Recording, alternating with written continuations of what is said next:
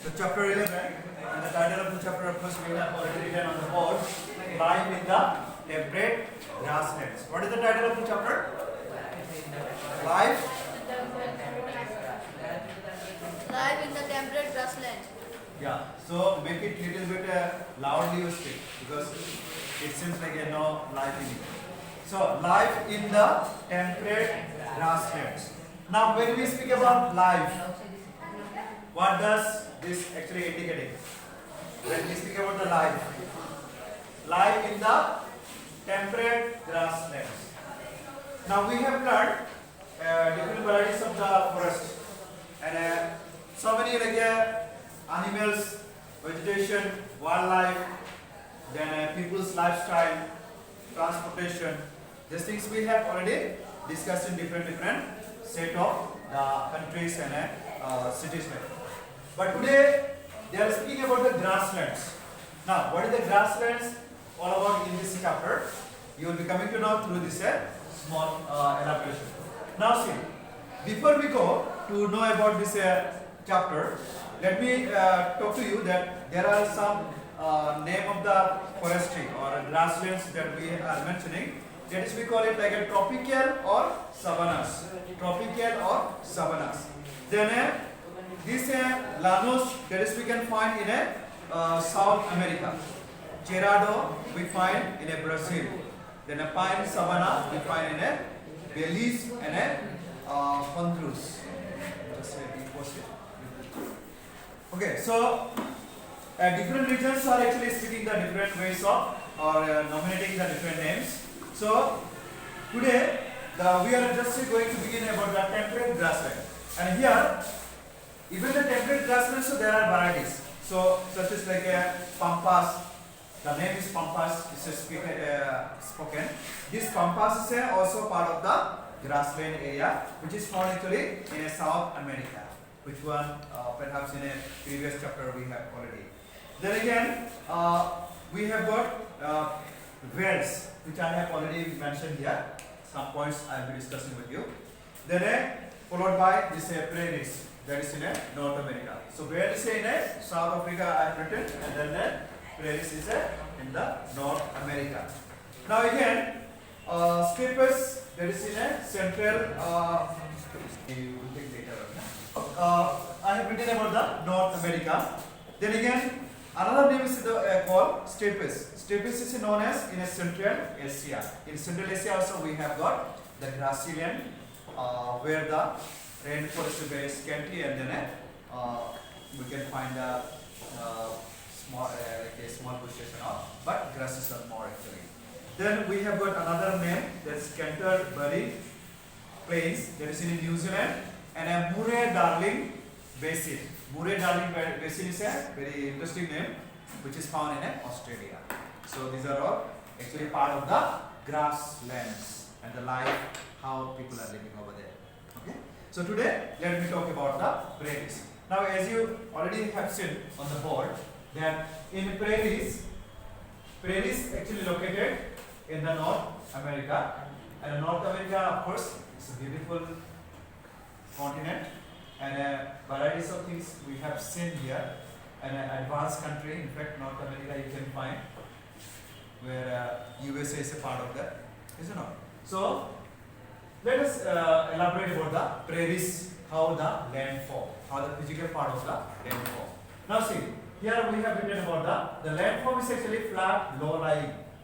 Flat means you know the level, and then a low lying, a bit low lying. Then you can find here the sea of grass. It means here you can see that grasses are everywhere spreading.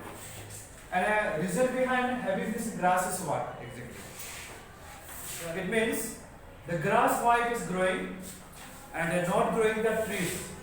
Not thick forests are not seen in these places. Why?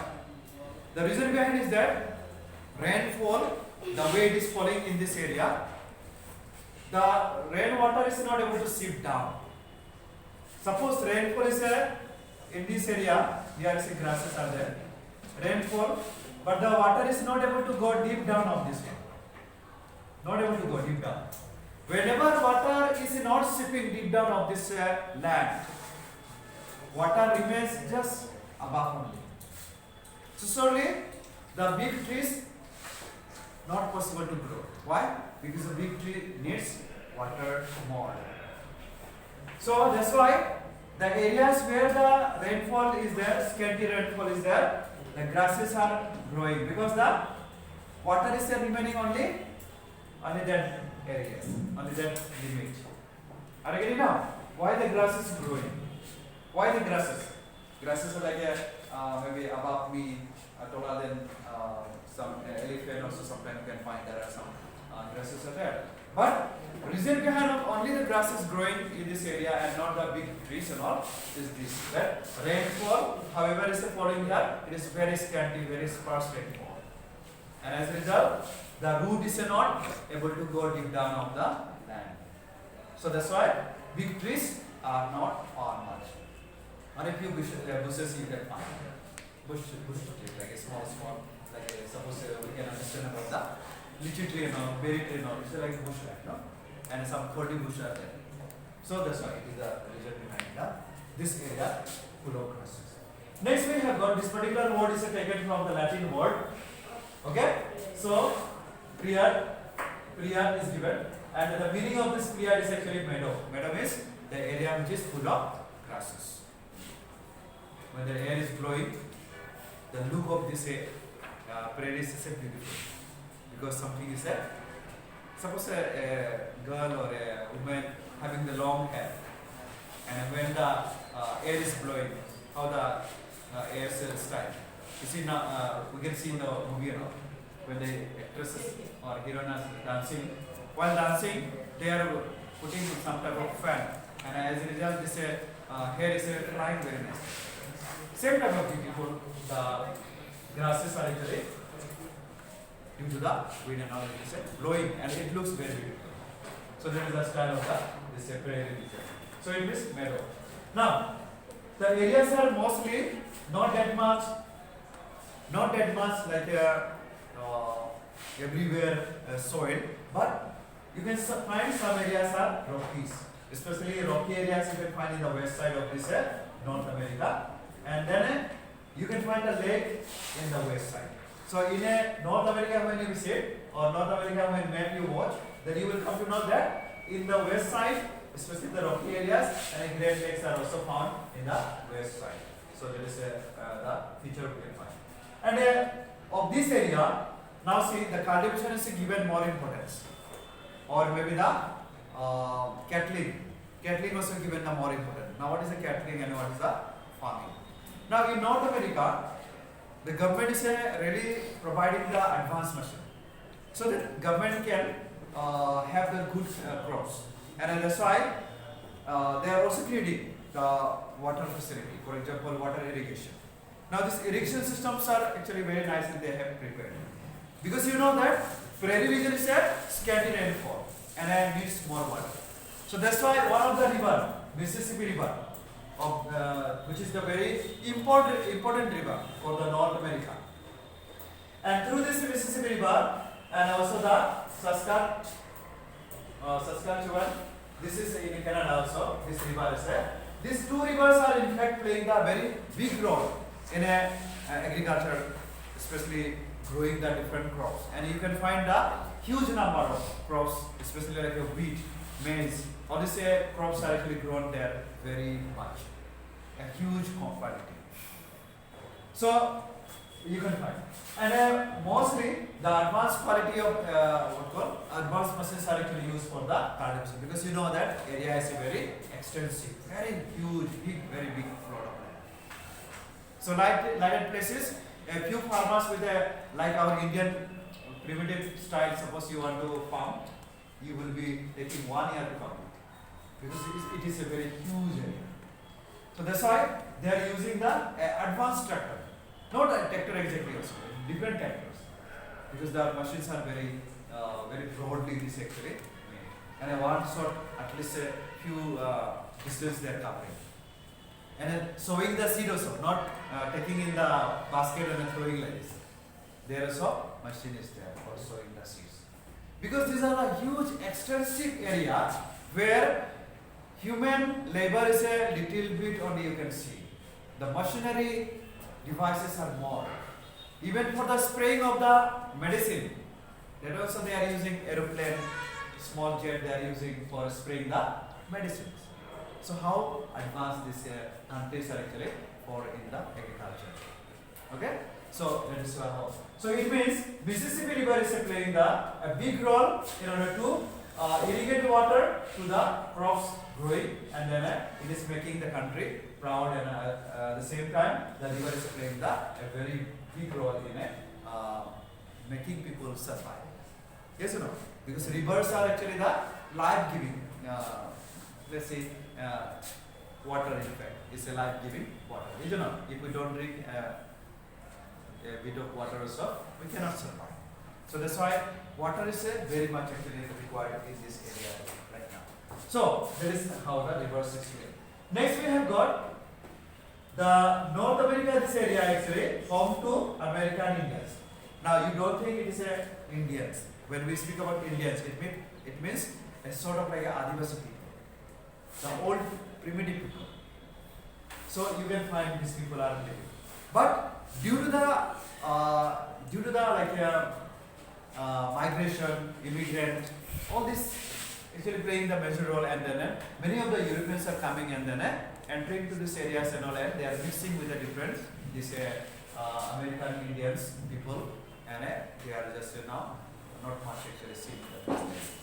Others, if only you see that only this American Indians, they are actually a kind of a Adivasis, primitive people. Their lifestyles are actually living in the forest and having the food gathering, hunting. These are the things they were doing before. So that is actually nowadays not seen much. So that is we can find. And here Apache, crow, these are the things we can find. Especially these are the part of our animal wildlife. Then weather condition is here warm during the summer season. It means during the summer season you will find the warm weather.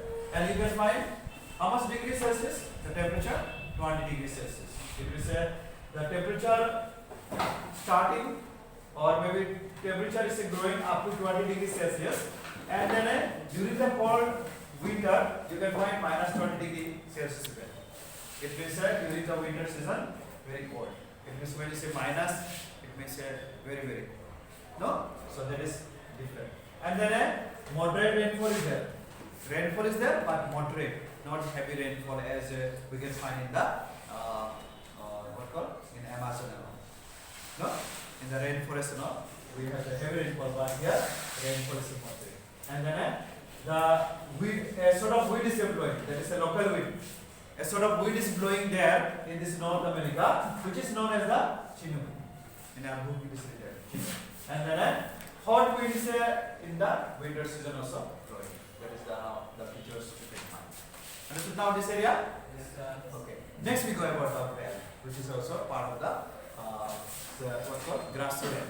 Now see, the valley is actually located in South Africa. It is continent wise we are going. So in South Africa, and in this valley you can find rolling plateau. Plateaus are actually rolling. Now what is the plateau? High land. It is a very high land, but rolling. Slightly it is a roll like that. Now you can find from 600 to 1100. It may say from 600 to 1100 meter. You must imagine it will be like a rolling. It means ground one is perhaps the 600. From there if you begin, then 1100. That is how the sloping. Okay. Then here you can find that Brackenberg, the name of the place, and in east side you will find Kalahari in the west. You have seen in Kalahari region, the people are living as a primitive form. It means these people are actually going to the jungle, hunting, food gathering. These are things we can find in Kalahari region. And Kalahari region, of course, is a desert area and very hot. You have seen some of the wildlife sanctuary and all. No, in a Discovery Channel only you have seen that how this the Negroes and these people are actually moving to the different jungles for hunting the hunting the this is what called animals, and these people are using the some primitive method. They are having the some sort of small needle, and through the needle they are using the poison to kill the animals, and that way they are hunting. It means living in the jungle, in the forest, people are already, they know the tricks how to hunt, how to acquire the food for themselves. They don't need to